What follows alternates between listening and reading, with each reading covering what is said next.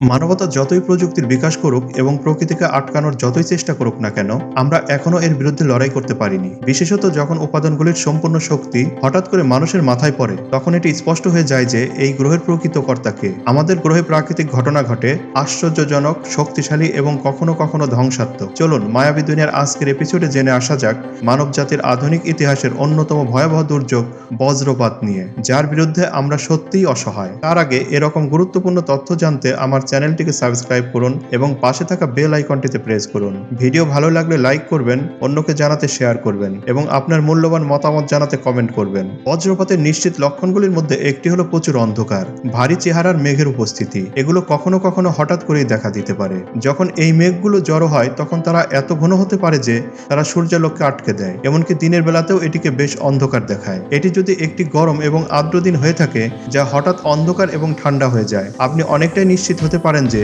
একটি বজ্রঝড় আসছে। বর্তমান সময়ে বজ্রপাতে প্রাণহানির ঘটনা বেড়েই চলছে। আমাদের দেশে সরকার 2016 সালে বজ্রপাতকে দুর্যোগ হিসেবে ঘোষণা করেছে। পৃথিবীতে প্রতি সেকেন্ডে কোথাও না কোথাও 100 বজ্রপাতের ঘটনা ঘটে। অতএব বজ্রপাতে মৃত্যুর হাত থেকে বাঁচা খুব কঠিন, তবে সতর্ক হলে মৃত্যুর সংখ্যা কমানো যেতে পারে। আমরা কিছু সতর্কতা অবলম্বন করতেই পারি। বজ্রপাতের সময় সবচেয়ে নিরাপদ হলো কোনো দালান বা পাকা ভবনের নিচে আশ্রয় নেওয়া, কারণ পাকা বাড়ির ভিতরে লোহার রড থাকে। ফলে পাকা বাড়িতে বজ্রপাত হলে মেঘের থেকে ইলেকট্রন লোহার রডের ভিতর দিয়ে মাটিতে চলে যায়। ঘন ঘন বজ্রপাতের সময় কোনোভাবেই ঘর থেকে বাইরে যাওয়া উচিত নয়। অতি জরুরি প্রয়োজনে ঘরের বাইরে যেতেই হলে রাবারের জুতা পরে বাইরে যাওয়া উচিত। খোলা ও উঁচু জায়গা বা উঁচু গাছপালা, বৈদ্যুতিক খুঁটি, ধাতব পদার্থ বা মোবাইল টাওয়ারের কাছাকাছি বা নিচে থাকা উচিত নয়। এই সমস্ত জায়গায় বজ্রপাত হওয়ার সম্ভাবনা সবচেয়ে বেশি থাকে, কারণ উঁচু গাছপালা, বৈদ্যুতিক খুঁটি, ধাতব পদার্থ বা মোবাইল টাওয়ার মাটি বা ভূপৃষ্ঠের সঙ্গে সংযুক্ত।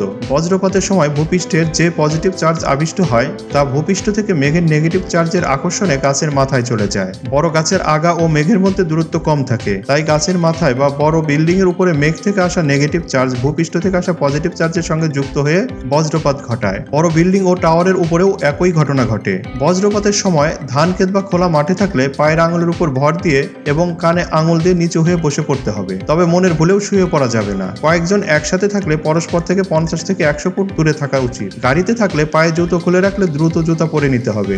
বেশি ভালো হয় 5 সিটের উপর তুলে বসলে। খেয়াল রাখতে হবে কোনোভাবেই যেন শরীর গাড়ির বডি বা ধাতব কোনো কিছুর স্পর্শ করে না থাকে। মনের ভুলেও গাড়ির কাছে হাত দেওয়া যাবে না। তবে নিকটে যদি কোনো কংক্রিটের ছাউনি থাকে তাহলে গাড়িতে না থেকে সেখানে আশ্রয় নেওয়াই ভালো। তবে মোটেও টিন বা লোহার কোনো ছাউনির নিচে আশ্রয় নেওয়া উচিত নয়। মোটর সাইকেল বা সাইকেল চালানরত অবস্থায় থাকলে দ্রুত নিরাপদ স্থানে আশ্রয় নিতে হবে। বজ্রপাতের সময় যে কোনো ধরনের খেলাধুলা থেকে শিশুকে বিরত রাখতে হবে। সমুদ্র বা নদীতে থাকলে মাছ ধরা বন্ধ রেখে নৌকার ছাউনির নিচে আশ্রয় নিতে হবে।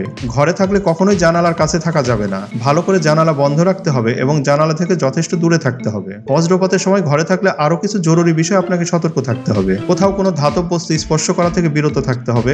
বজ্রপাত ও ঝড়ের সময় সিঁড়ির রেলিং, বাড়ির ধাতব কল, ধাতব পাইপ ইত্যাদি স্পর্শ করা থেকে বিরত থাকতে হবে। ফ্রিজ, টিভি, কম্পিউটার, কেবল, ল্যান্ডলাইন, টেলিফোন ইত্যাদি স্পর্শ করবেন না। ঝড় ও বজ্রপাতের শঙ্কা দেখা দিলে এসব যন্ত্রপাতির প্লাগ খুলে দিন। তা না হলে বজ্রপাত এবং বজ্রপাতের সাথে যুক্ত বৈদ্যুতিক চার্জের কারণে বিভিন্ন যন্ত্রপাতি বৈদ্যুতিক সংযোগ দেওয়া অবস্থায় থাকলে বজ্রপাতে স্থায়ীভাবে নষ্ট হয়ে যাওয়ার সম্ভাবনা অনেক বেশি থাকে এবং এ থেকে বড় ধরনের দুর্ঘটনা ঘটে যাওয়ার সম্ভাবনা থাকে। বজ্রপাতের সময় মোবাইল ফোন ব্যবহার করা যায়, তবে ল্যান্ড ফোন খুব বিপজ্জনক, কারণ এটি তার দ্বারা যুক্ত থাকে। বজ্রপাতের সময় আমরা অনেকেই ভয় পেয়ে কানে আঙুল দিয়ে চেপে ধরি, কিন্তু এটি বেশ ভালো একটি অভ্যাস। বজ্রপাতের প্রচন্ড শব্দ আপনার শ্রবণ শক্তি নষ্ট করে দেওয়ার জন্য যথেষ্ট।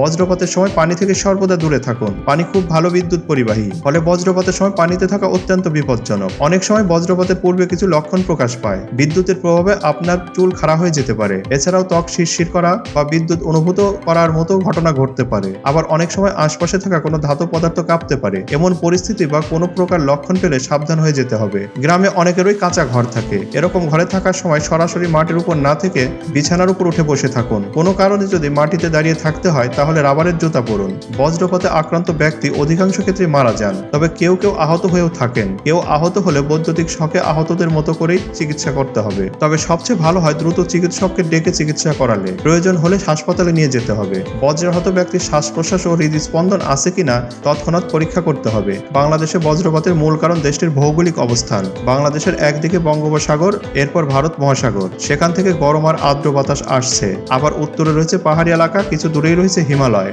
যেখান থেকে ঠান্ডা বাতাস ঢুকছে। এই দুই বাতাসের সংমিশ্রণ বজ্রপাতের জন্য অনুকূল পরিবেশ তৈরি করছে। বজ্রপাতে হতাহত হতাহত বাড়ার পিছনে আমাদের দায়িত্ব জ্ঞানহীনতাও কাজ করছে।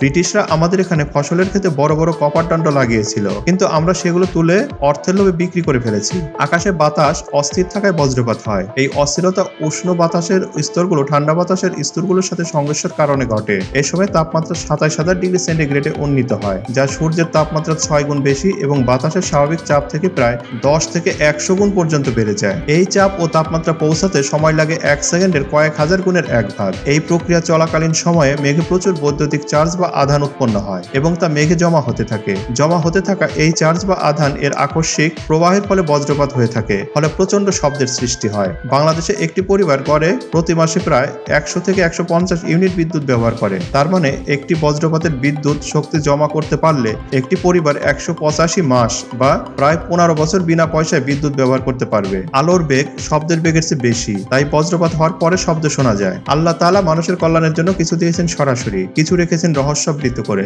বজ্রপাত থেকে বিপুল পরিমাণ শক্তি উৎপন্ন হয়, যেমন তাপ শক্তি, শব্দ শক্তি, বিদ্যুৎ শক্তি। বজ্রপাতের শক্তি সঞ্চয় করে রেখে বিভিন্ন কাজে ব্যবহার করার জন্য বিভিন্ন দেশের বিজ্ঞানীরা গবেষণা চালাচ্ছেন। আজ এ পর্যন্তই। সবাই ভালো থাকুন। আল্লাহ হাফেজ।